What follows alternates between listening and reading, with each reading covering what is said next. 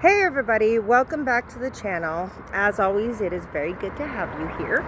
I hope everybody is having a nice week, and I hope that things seem to get better. I haven't really been sleeping very well lately, so I'm kind of hopped up on caffeine myself, so a lot of caffeine and sugar and but though I'm saying most of it is probably because of the weather. It's been hot and cold here. Yesterday in Colorado, we had like a pretty big snowstorm even. So things got like incredibly cold, and then this morning I grabbed my jacket and pretty much regretted it about a half an hour later. So I'm sitting there going, great, but welcome to Colorado, But no, I mean, these are things that I kind of take into consideration, especially because sleep can be a very big part of the healing and rejuvenating, process, and can really affect our moods sometimes. So, like I said, if I wasn't feeling so tired, I probably wouldn't have hopped myself up on so much caffeine and sugar and things like that. And sometimes it can lead to grouchiness in some people. Sometimes it can lead to mood swings, hormonal imbalances, things like that. So believe it or not, sleep does, make the amount of sleep that you get does make an impact on you.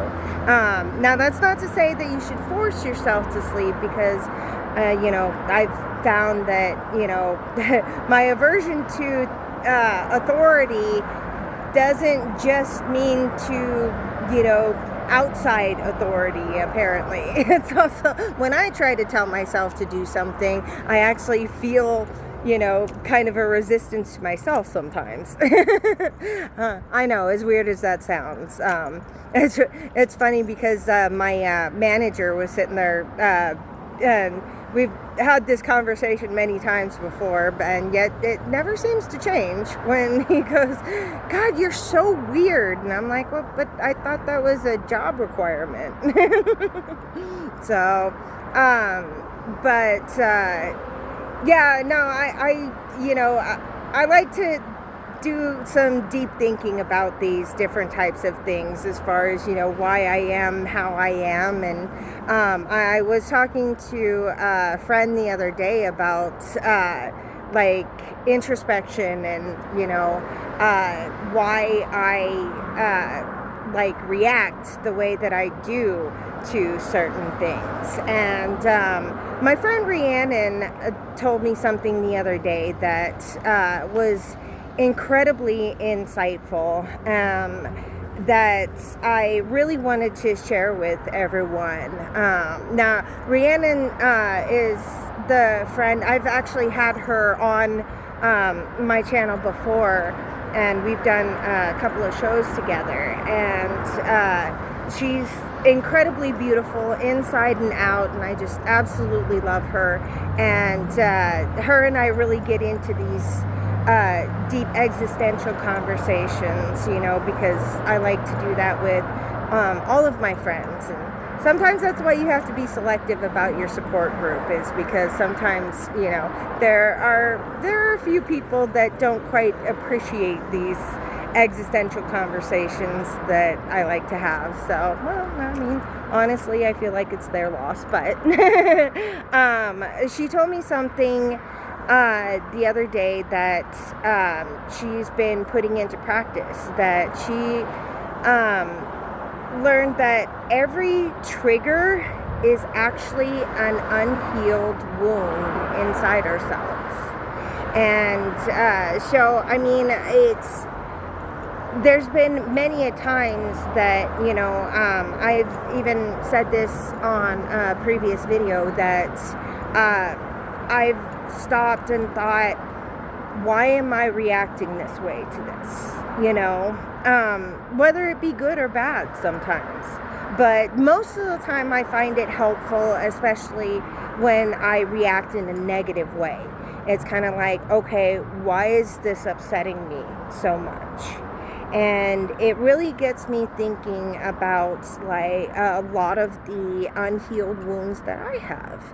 And I even I've had conversations like this with people before, as far as, you know, well, why do you think you're, you know, feeling that way? And it really does make me kind of stop and think about, you know, what is upsetting me so much about this, you know. And I'm sure we've all been in that situation where we've replayed conversations in our mind and thought, did I overreact to that a little bit? I wouldn't exactly say overreacting as much as I would say got triggered. Meaning there was something inside myself that some kind of feeling, some kind of wound that was essentially reopened when that situation happened. I was talking to my aunt this morning about the bracelets that I'm usually wearing were from my late boyfriend Taz and my late husband Greg. And I've worn them so much that they're starting to break. And while I wear them with love and I, you know, have worn them a long time, they're starting to break. And so I unfortunately need to get some new ones. And my aunt said, maybe it's their way of telling you that it's time to let them go and move forward. And I just started crying right then and there, because that thought scares me, you know. I think the thing that scared me out of that the most was I don't want to forget about them. Even though I know that would be impossible, you know, there are too many memories with all of them that have essentially helped me become the woman that I am today. It's still a fear of mine. I don't ever want to forget any of them. And I think that fear is, while it can be kind of healthy, it is a bit irrational, you know, because like I said, there are too many memories. There's no way I could forget about them. So, you know, and I think the other part of that really gave me such a reaction was I have this wound, this abandonment wound inside of me. And it's because of, you know, my childhood. I mean, even before my parents were arrested, long time before that, they dropped me off at another of my aunt's houses and left me there to go out to California and do their own thing that, you know, apparently, essentially, a child would have held them back doing. And so I've got a very big abandonment wound inside of me. That and the thing about abandonment wounds is that you know, I don't know, I'm kind of I see it as I need to start showing up for myself more often. And I need to stop essentially abandoning myself.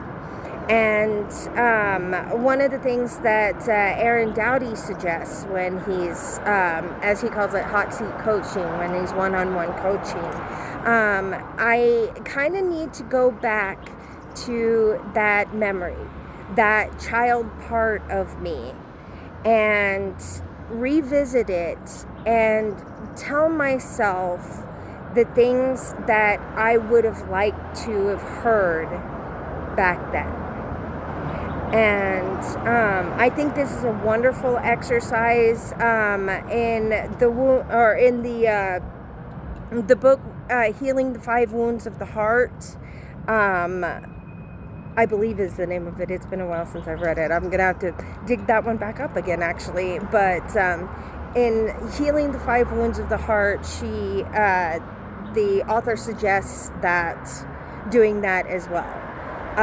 Is going back to that point in time in my mind and essentially talking to myself as I wish I would have been talked to back then.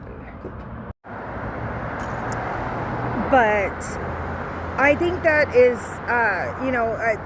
having those conversations with yourself just in general is kind of a step to healing that abandonment wound as well, just in and of itself.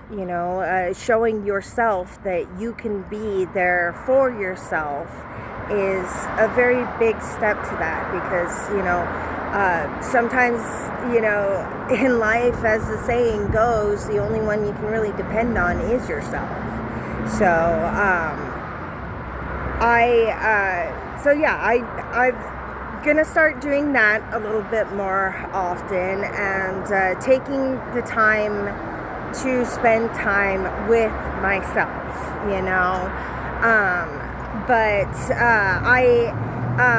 on the same subject, I was telling somebody whom I'm dealing with who is a bit of a narcissist themselves about how Rhiannon had started doing that with her husband. And so, when he starts reacting, saying, whoa, what's going on? What's triggering? And she would sit there and say, what feelings is this bringing up for you? Kind of making him look a little bit deeper into like his own, emotional state and what's going on with him.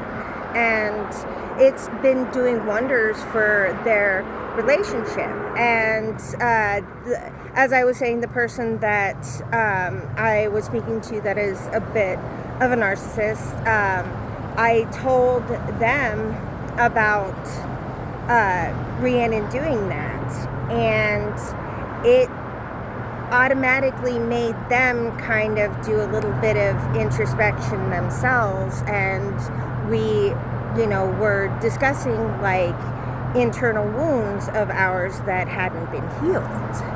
And the rest of the conversation was phenomenal, and it was kind of almost like talking to a different person, because they were able to talk about like things like internal wounds that hadn't quite been healed. And this being an older person, I don't know if they've really been able to do that before without receiving some kind of criticism, either from others or even from themselves. That's one of the things that a lot of us are guilty of as well, is being overly critical of ourselves. Thinking that, as I've mentioned before, when I think of my lates, saying things to myself like, well, why am I not over this by now? And I thinking I should be over it. And, also brings up, a conversation that I was having with a friend of mine from high school about, why would I say things like that to myself when I would never say something like that to somebody else, So, I mean, I'm going to start thinking of things a little bit more that way. Being understanding with myself and, understanding that my reactions are because things are bringing forth emotions inside of me that have not been understood and, really helped. So I'm hoping that, that maybe we can start a trend and we can all start doing that a little bit more with ourselves, being a little bit more understanding as to where the origin of these emotions lie. And I mean, like I said, not even just with negative things, or negative emotions, maybe even with like joyful things or loving things, positive emotions. And maybe that'll also help me remember my lates and keep them alive inside my heart as well. So, what do you think? Leave me a comment, like and subscribe, and I'll talk to you next time.